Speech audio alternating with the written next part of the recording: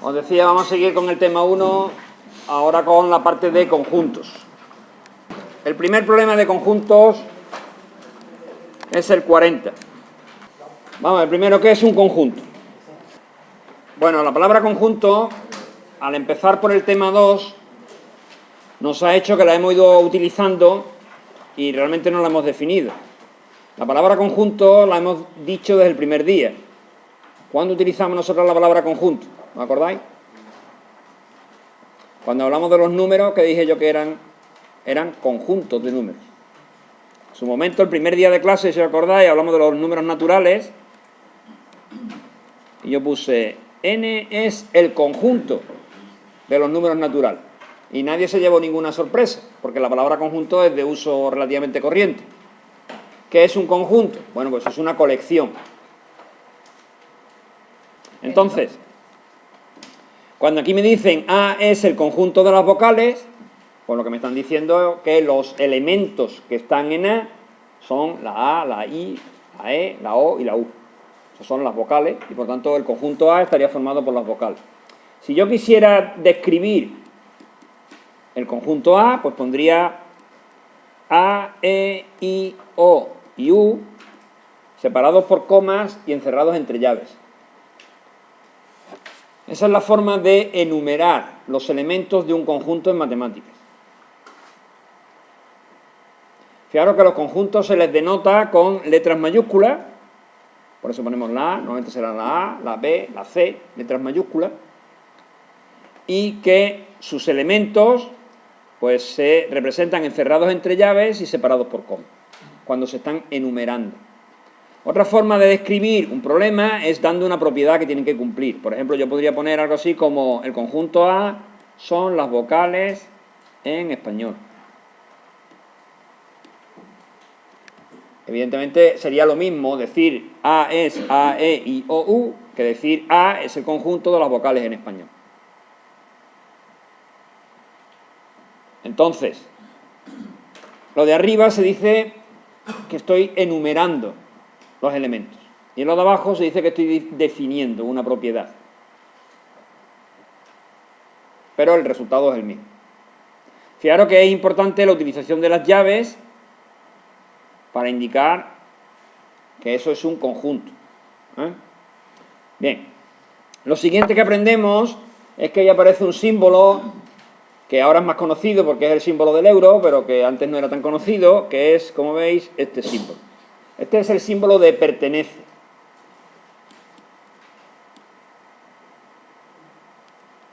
Y cuando aparece con una barra que lo tacha, pues es el no pertenece.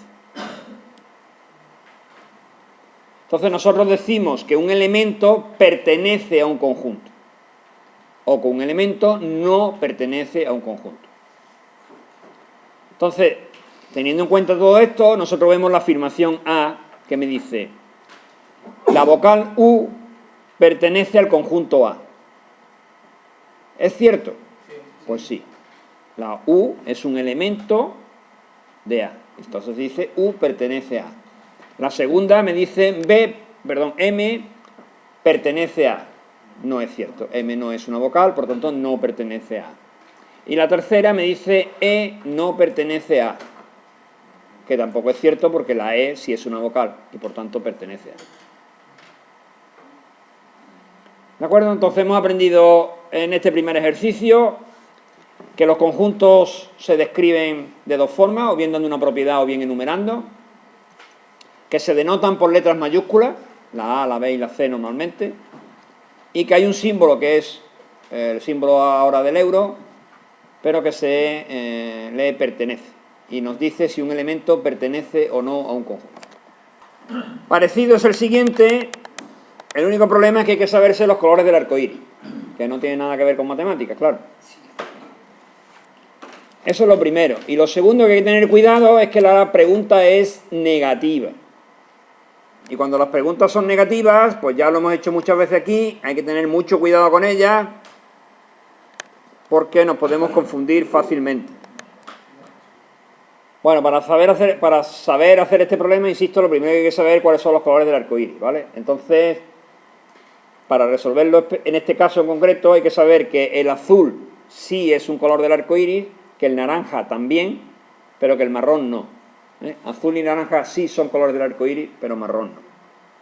Entonces, insisto, como la pregunta es negativa,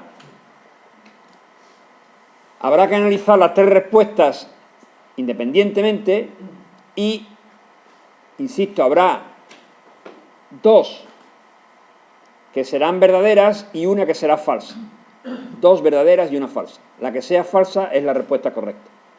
Entonces, lo primero, azul pertenece al conjunto de los colores del arco iris. Eso es verdad. Claro que ya podemos hablar con propiedad porque ya sabemos lógica. Entonces, azul pertenece a es una proposición. ¿Qué valor tiene esa proposición? Verdadero. La siguiente, marrón no pertenece a. Como marrón no está en el arco iris, esa proposición también es verdadera. Y finalmente, naranja no pertenece a. Esta es falsa, porque naranja sí es un color del arco iris. Entonces tenemos dos respuestas verdaderas y una falsa, y por tanto la respuesta correcta es la C. ¿De acuerdo? Por favor, mucho cuidado con las respuestas negativas, que como veis todos los temas tienen alguna pregunta negativa. Entonces uno ve este problema, lo ve de manera rápida, lo lee así, el conjunto de 7 colores, ¿es cierto que azul pertenece a? Ya está. Y señala como respuesta correcta la A, cuando no lo es.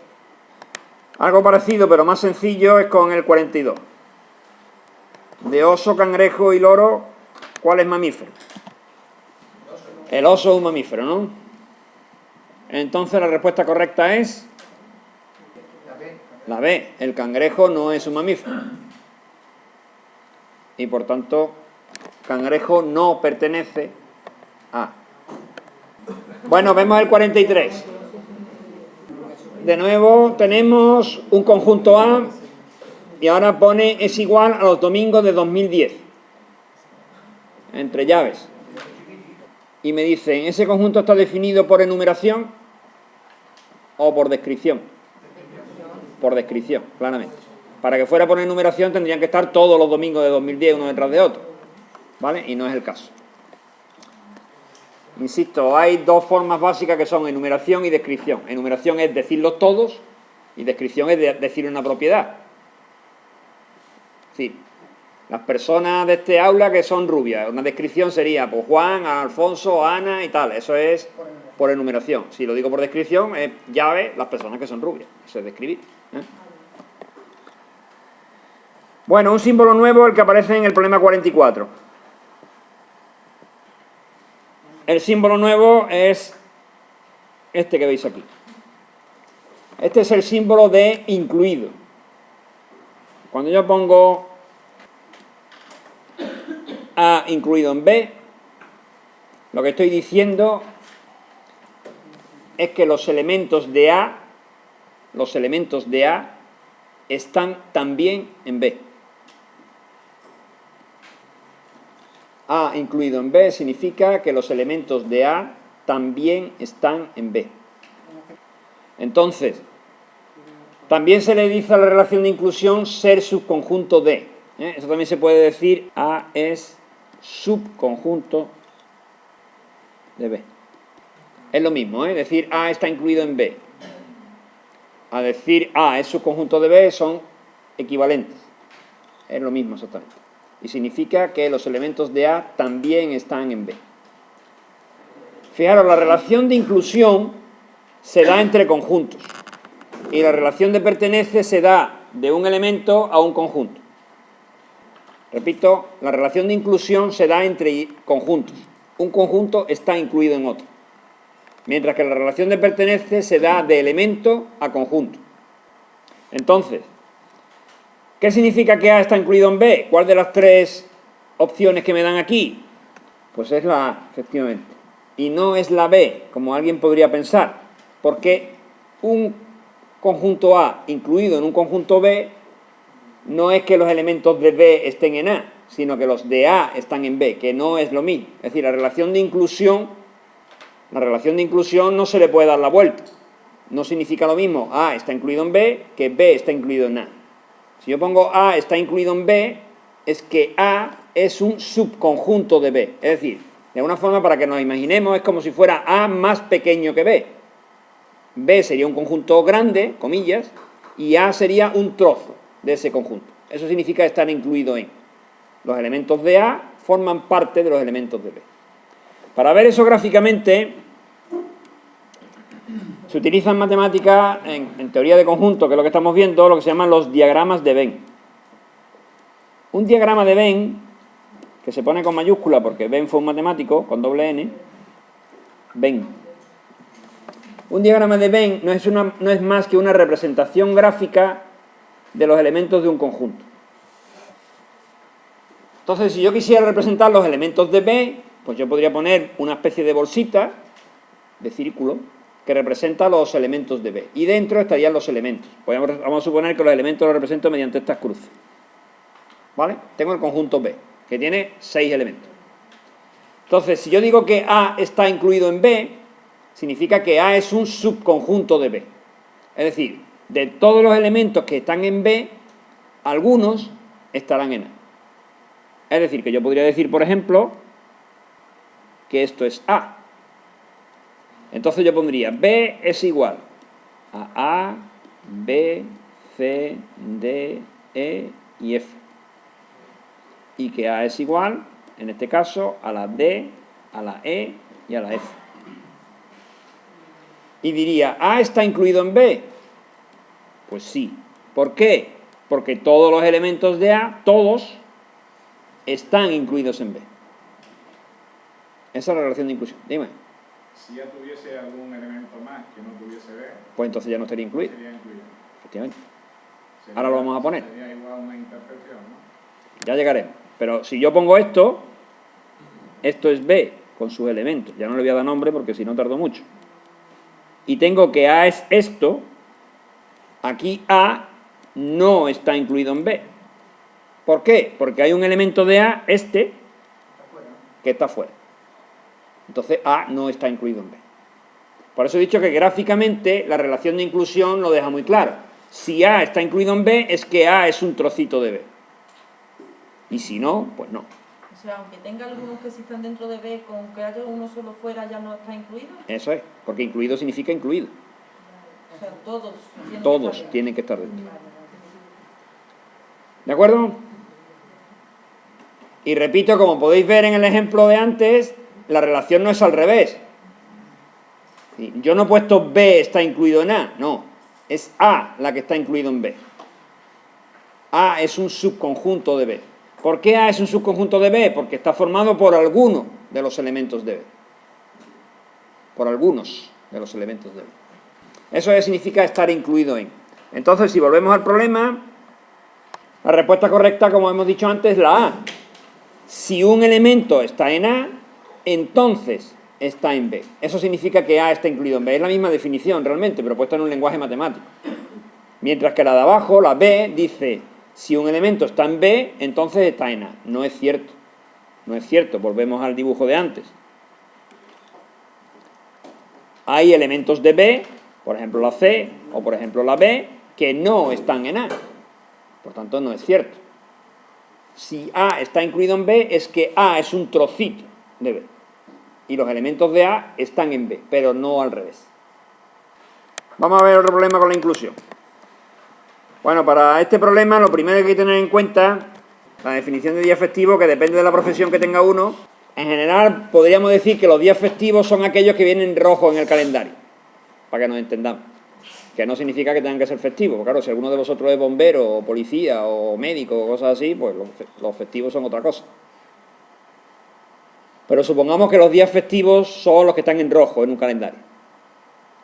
Entonces, ¿qué se diría? ¿Que D está incluido en F o que F está incluido en D? D en F. ¿Vale? Los días festivos son más que los domingos. Hay más días festivos aparte de los domingos. Entonces, el conjunto grande, para que nos entendamos, es F. Y el conjunto pequeño, D. El conjunto pequeño es D. Luego la relación que se da es D está incluido en F, que es la B. ¿De acuerdo? Y no al revés. Y no al revés, como dice la A. Bueno, lo siguiente que aparece nuevo es el símbolo que veis aquí, también nuevo.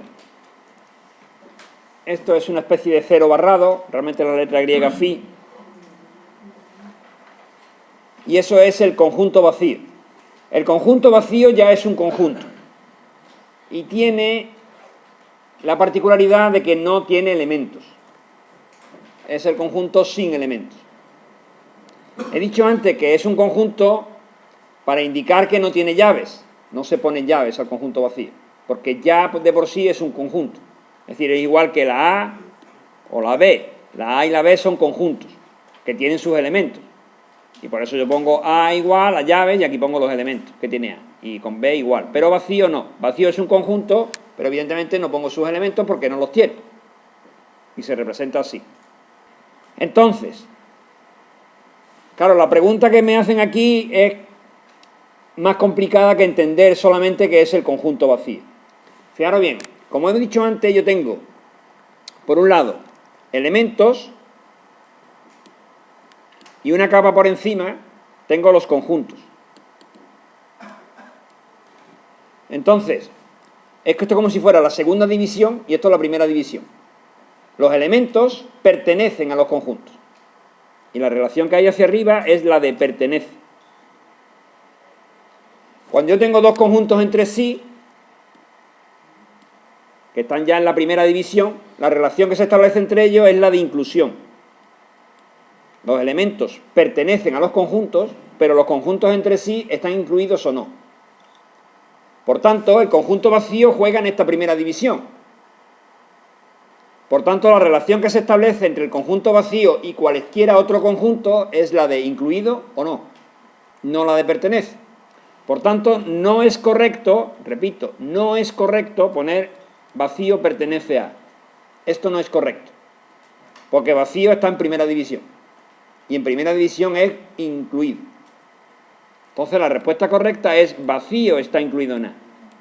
¿Qué es verdad? Pues sí, evidentemente vacío no tiene ningún elemento, luego siempre está incluido en A, para cualquier A. No, es que esta es falsa. La que es correcta es la B, efectivamente. Y la A y la respuesta C tampoco es correcta, por lo que he dicho antes. Entre conjuntos no hay pertenece, entre conjuntos hay inclusiones.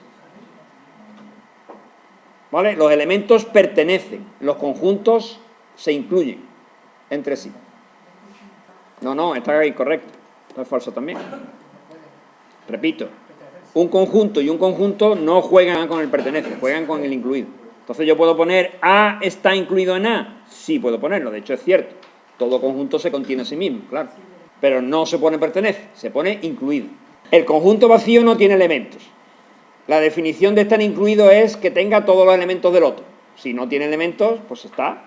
No, el conjunto vacío siempre está incluido en cualquier conjunto. En B y en todo lo que tú quieras. Porque tú siempre pones un conjunto y siempre puedes coger un trocito donde esté el conjunto vacío.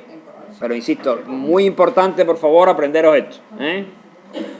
Tenemos elementos y conjuntos. Los elementos pertenecen. De la segunda división a la primera pertenecen. Entre los elementos de la primera división incluidos. El 48, de nuevo es una pregunta negativa. Eso es lo primero que tenéis que tener cuidado. Por lo tanto, habrá, de nuevo lo digo, dos respuestas verdad y una falsa. La que sea falsa, esa es. Bien, lo primero que tenemos que ver es que hay dos conjuntos y que los conjuntos, el orden no influye. Eso tenemos que tenerlo claro. Es decir, el conjunto 1, 2, 3 es el mismo que el conjunto 3, 2, 1. El orden no influye en los conjuntos. Entonces, en ese caso, A y B son iguales. Tienen los mismos elementos, A y B son iguales. Luego, la A es verdadera y, por tanto, no es correcta. Teniendo en cuenta que la pregunta es negativa. La segunda, ¿un conjunto está incluido en sí mismo? Sí, lo he dicho antes. Un conjunto está incluido en sí mismo. De nuevo recuerdo la definición de inclusión. Un conjunto está incluido en otro si todos los elementos de uno están en otro. Un conjunto, por tanto, está incluido en sí mismo, puesto que todos sus elementos están incluidos en sí mismo. Entonces, la respuesta B es verdadera y, por tanto, no es correcta. Tiene que ser la C. Efectivamente, ¿son A y B distintos? Falso. Luego esa es la respuesta correcta. ¿De acuerdo? Lo digo otra vez. Sí. Una pregunta negativa implica dos respuestas verdaderas y una falsa. La que es falsa es la correcta. Bueno, y para terminar de liarla, que me ha pasado en la clase de antes, el problema 49. ¿Qué le pasa al problema 49? Bueno, para el problema 49 le pasa de todo. Le pasa que es difícil por sí mismo y que además está mal. Y que además es una pregunta negativa. O sea, que lo tiene todo el angelito. Primero, no. Luego ya estamos ante una pregunta que tiene que tener ¿qué? ¿Y cuál es la correcta? Vale. Bueno, eso es lo primero. Lo segundo es que tenemos que definir qué es partes de A, que viene ahí. ¿Vale? Lo vamos a definir ahora. Como veis, es una P gótica y entre paréntesis el conjunto A.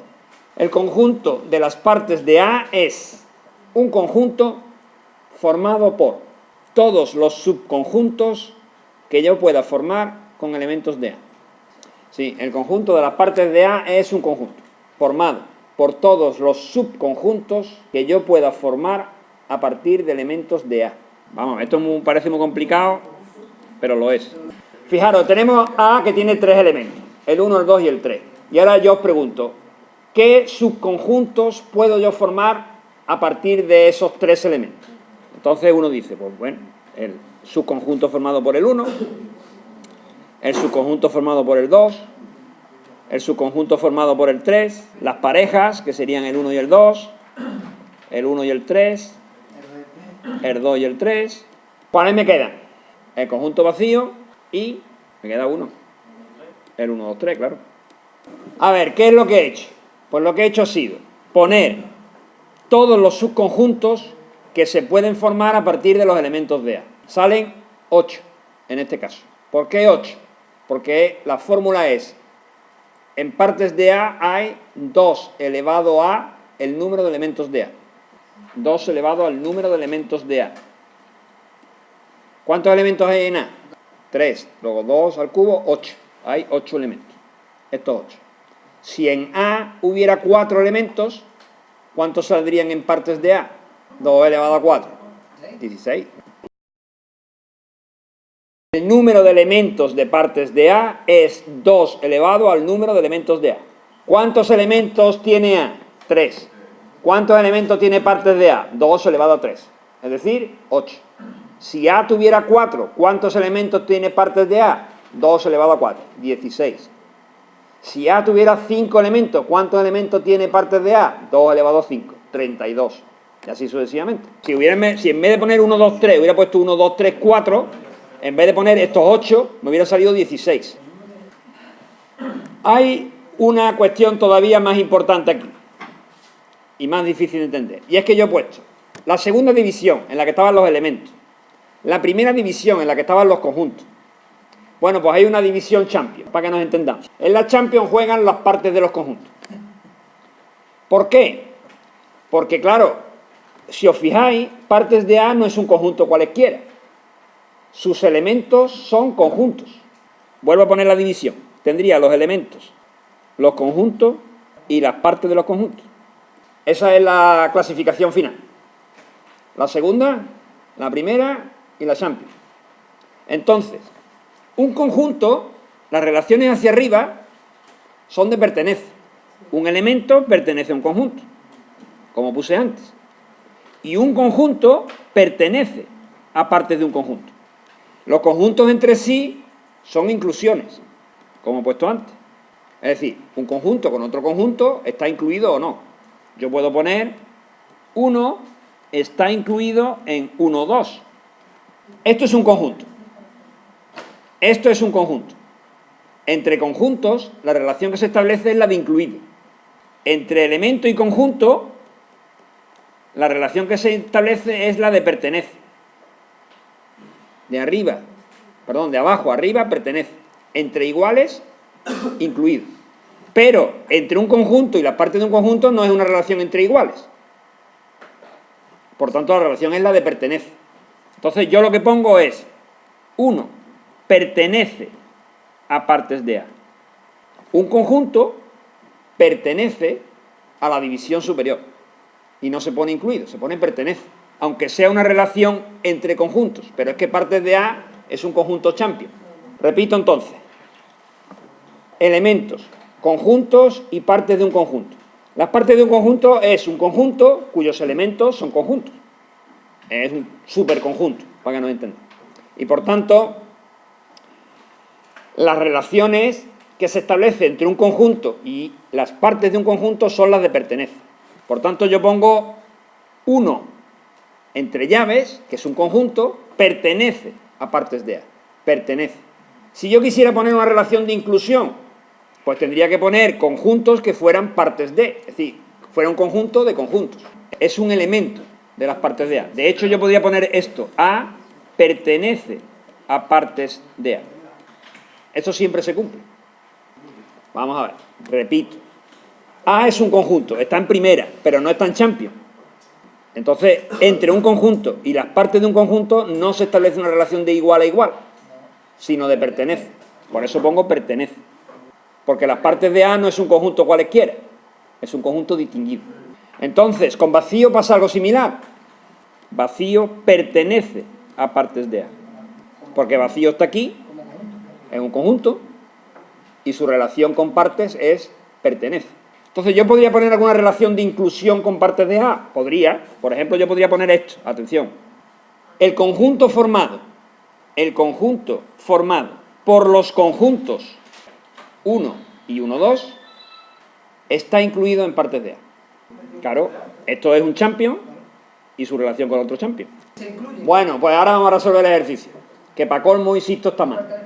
La solución correcta, o sea, el problema es un error tipográfico, que aquí faltan unas llaves. Esta es verdadera, esta es verdadera. Si le ponemos aquí doble llave, efectivamente, esta es verdadera también y esta es la falsa. Puede haber dos. Vamos a poner las dos posibilidades. Puede ser que sea o esta otra. En este caso sería la respuesta correcta la B, que es la falsa, o bien podría ser esta otra. Atención, voy a intentar ponerla aquí. Que fuera, la A sería vacío pertenece a partes de A, esa la dejaríamos igual. La B sería llave vacío incluido en partes de A, y la C la dejamos como está, 1, 2 incluido en partes de A. En este caso sería verdadera esta y esta falsa, y entonces la respuesta correcta sería la C. Si le pones llave al vacío, lo estás elevando a la división superior. Vuelvo a decirlo ya, independientemente de que la pregunta es negativa y que está errónea y tal y tal. Si yo tengo un conjunto A, como el de antes, el 1, 2, 3, y hallo las partes de A, que es todo lo que he puesto antes, entonces yo puedo afirmar que el conjunto formado por el 1 está incluido en partes de A. O el conjunto formado por el 1, 2 está incluido en partes de A. ¿Por qué? Porque estos son conjuntos de conjuntos. Y los conjuntos de conjuntos se relacionan con partes de A en igualdad. Sin embargo, si yo pongo solamente unas llaves, pues esto es pertenece a partes de A. Y vacío pertenece a partes de A. Cuando le pongo llaves a vacío, lo estoy elevando de categoría. Y ya está incluido en partes de A. El 51 es muy sencillo entonces, porque solamente hay que calcular 2 elevado a 6. ¿Cuánto vale 2 elevado a 6? 64, ¿sí? Bueno, otra cuestión en las operaciones entre conjuntos. Aquí vemos una de las primeras operaciones entre conjuntos, que es este símbolo que veis aquí, que es el símbolo de la intersección. Entonces, dados dos conjuntos, se operan mediante la intersección y el resultado es otro conjunto. Igual que pasaba con los números y con las proposiciones, ¿no? Cuando yo operaba dos números, el resultado es otro número. Cuando opero dos proposiciones, el resultado es otra proposición. Cuando opero dos conjuntos, el resultado es un conjunto. Esto se dice a intersección B. Este símbolo se lee intersección. Y en la intersección de A y B estarán entonces los elementos comunes a A y a B. Sí, los que están en A y están en B. Vamos. Eso es la intersección. Elementos comunes a A y B. Por ejemplo, si A son las vocales y B son las 5 primeras letras del alfabeto, la intersección de A y B son la A y la E. Eso es la intersección. Si lo dibujamos, Yo tendría aquí A. ¿Qué elementos estarían en común en A y en B? Pues en A estaría la I, la O y la U estarían aquí. Aquí estaría la B, la C y la D. Y en la parte común estarían la A y la E. Esa sería la representación gráfica de la intersección. Bueno, y sabiendo eso, ¿cuál es la respuesta al problema? En A están los números pares. En B los múltiplos de 5. Es decir, en A está el 2, el 4, el 6, el 8, el 10 y tal. En B está el 5, el 10, el 15, el 20. ¿Cuáles son los elementos comunes a los pares y a los múltiplos de 5? El conjunto de los múltiplos de 10, claro. ¿Cuáles son los elementos que son múltiplos de 5 y pares a la vez? 10, 20, 30, 40.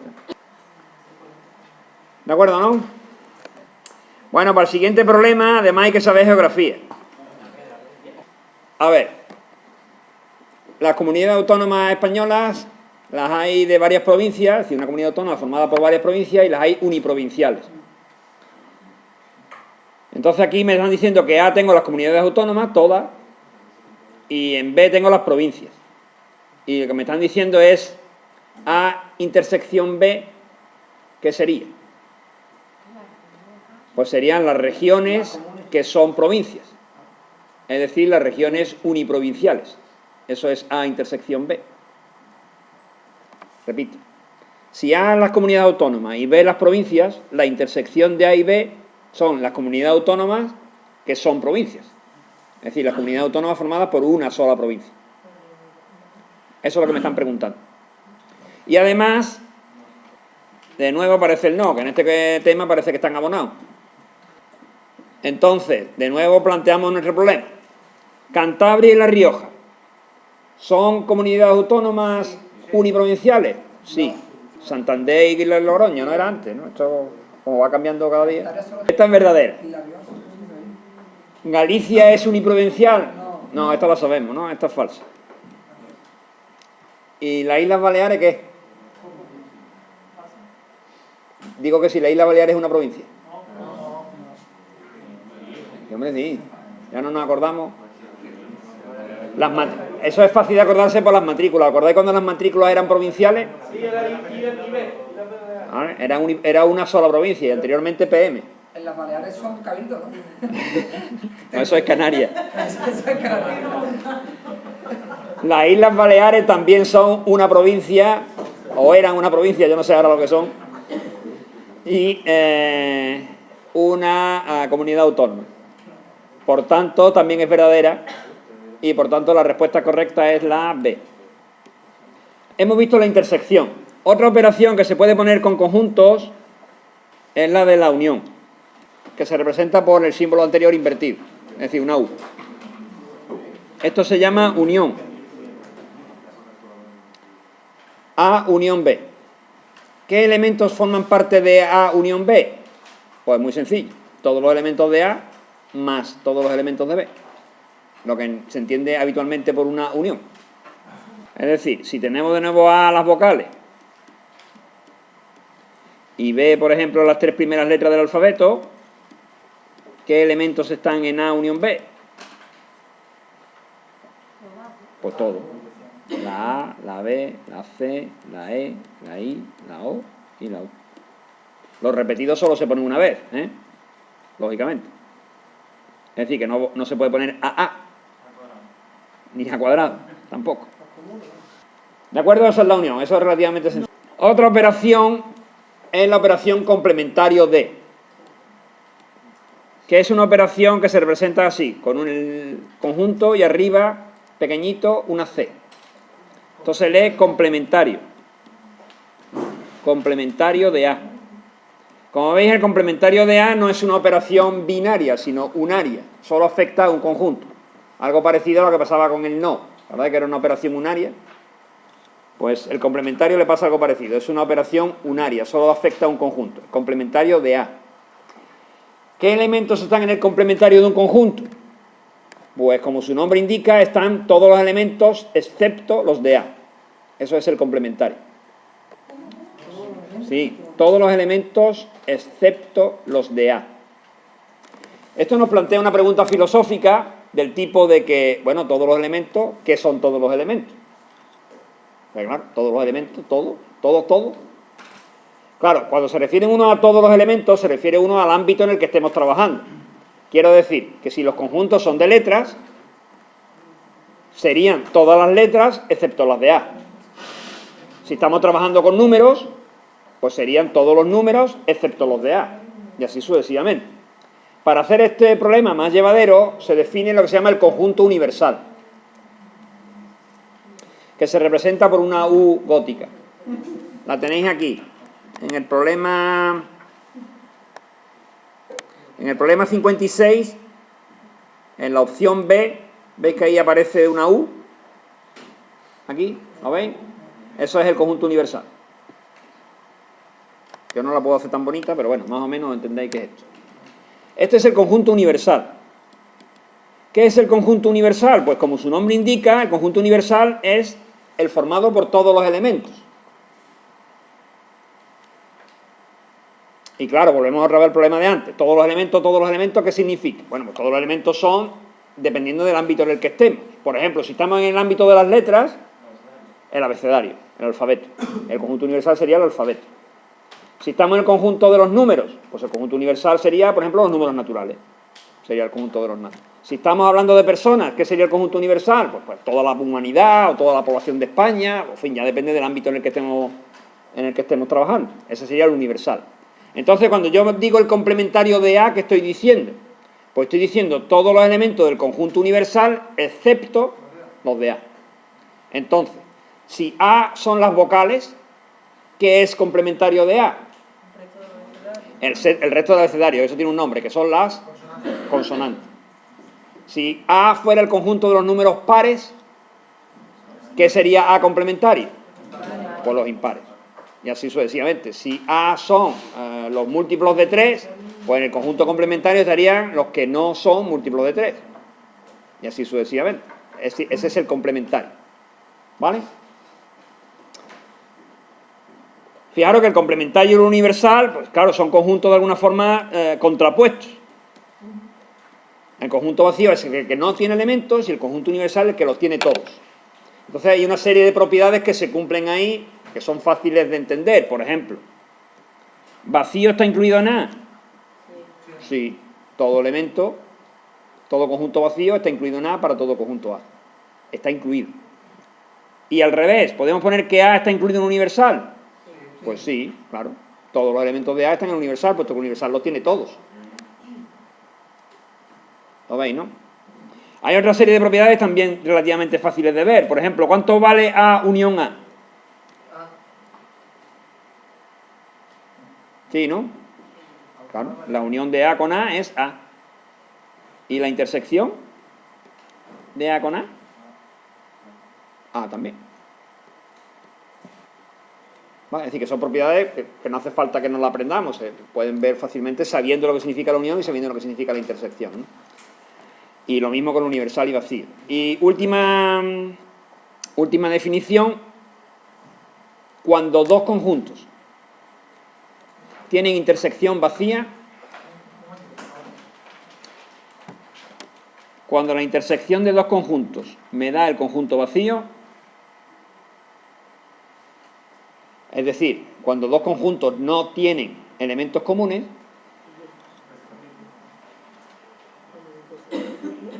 cuando la intersección de dos conjuntos es vacía, es decir, cuando dos conjuntos no tienen elementos comunes, se dice que son disjuntos.